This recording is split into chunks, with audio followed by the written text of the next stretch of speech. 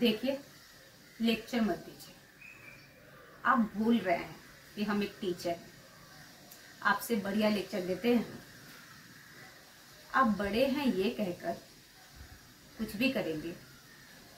हम बड़े और छोटे को नहीं मानते, हम सही गलत को मानते हैं।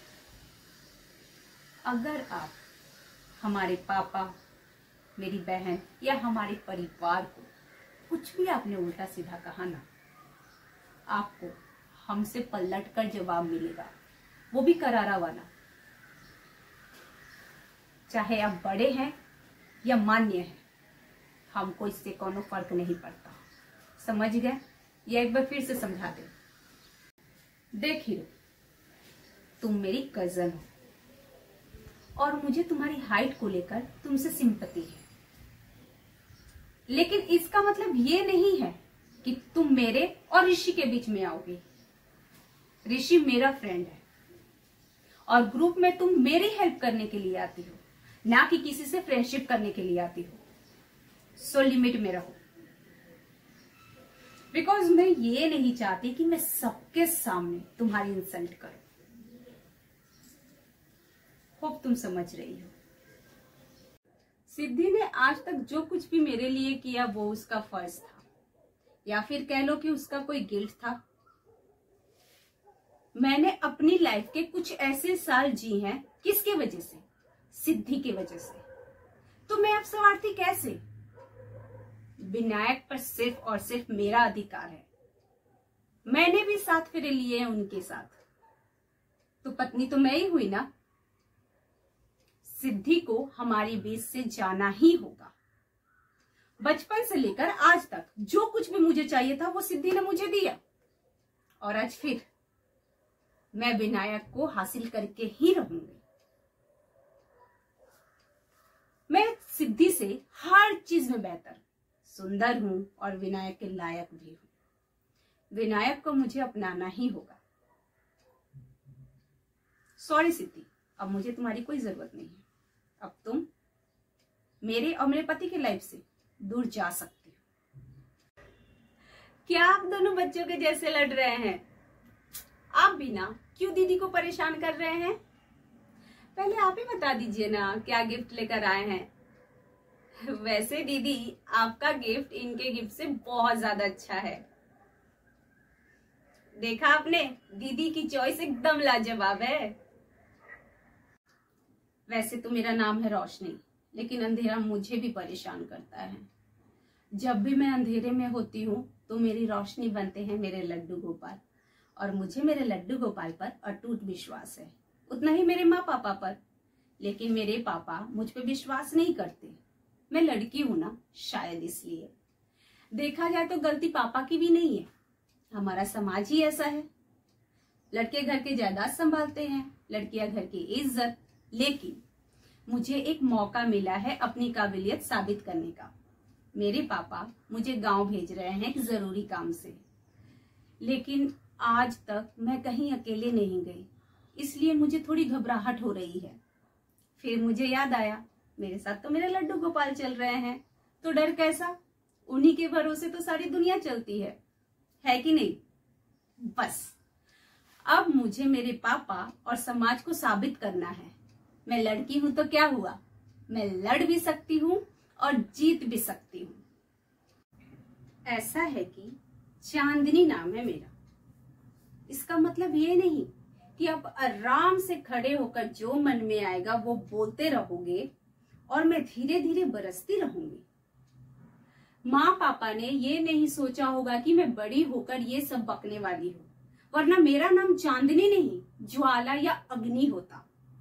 इज्जत दोगे तो दुगनी इज्जत पाओगे। ना तो मैं ये बकवास बातें सुनूंगी ना सुनने दूंगी। परिवार के बारे में तो बिल्कुल भी नहीं। जान है मेरी बहन मेरी। क्या हुआ जो माँ अलग अलग है? खून के रिश्तों से बढ़कर दिल के रिश्ते भी तो होते हैं ना, और कभी कभी दिल के रिश्ते बड़े बड़े रिश्तों से बढ़कर होते हैं। रो कहाँ रही हूं? जिंदगी ने बड़े नींबू उछाले हैं, पर मैंने भी हर बार शिकंजी बनाई है उनकी। आज फिर खाली हाथ। कब तक आसपास के लोगों से मांगकर गुजारा करेंगे? फिर तो जुआ खेलना आज ये रोज का हो गया है। देख, तुझे हमारी थोड़ी भी फिक्र होती ना तो रोज रोज ये नहीं करता। अब तो मुझे शर्म आने लगी है। क्या कहूं रोज रोज एक ही बात। तू शराब और जुए में इस कदर डूब गया है ना मेरी दवाई ना बेटी की पढ़ाई का कोई होश है। नसीहत जिंदा लोगों को दी जाती है। तू तो कब का मर चुका है सच में। पता नहीं जो घर से जाता है वो मेरा पति है या रात को सारी कमाई जुए में हार कर आता है वो मेरा पति है। ओए होए, पैर तो भारी ना करा सकी, जुबान भारी करके घूमे। और ये अकड़ कि मैं पहली इस खानदान को चटकीला चिराग तो मैं ही देकर रहूंगी। नाम इमृति, इसका मतलब ये नहीं कि अंदर सिर्फ रस ही भरा होगा। दांत गड़ाने जाओगे फिर पता चलेगा अंदर कितना जहर भरा पड़ा है। सब समझ में आ जाएगा। इसीलिए मुझसे उलझो ना जीजी, और ना घर से निकालने की धमकी किसी और को देना। गाजे बाजे के साथ आई हूं मैं। अपनी आखिरी सांस तक इस घर में चौड़ी होकर घूमूंगी। राम नाम सत्य के साथ ही निकलूंगी। तब तक तू देख तेरे सीने पे बैठकर कैसे मूंग हल्दी की गाठियां पीसती हूँ और अपनी खुशियों की होली का रंग जमा करती हूँ। दिशा कहती है मैं किसी से कम नहीं हूं। वो मुझे मिस परफेक्ट बुलाती है, पर मैं इतनी भी परफेक्ट नहीं हूं।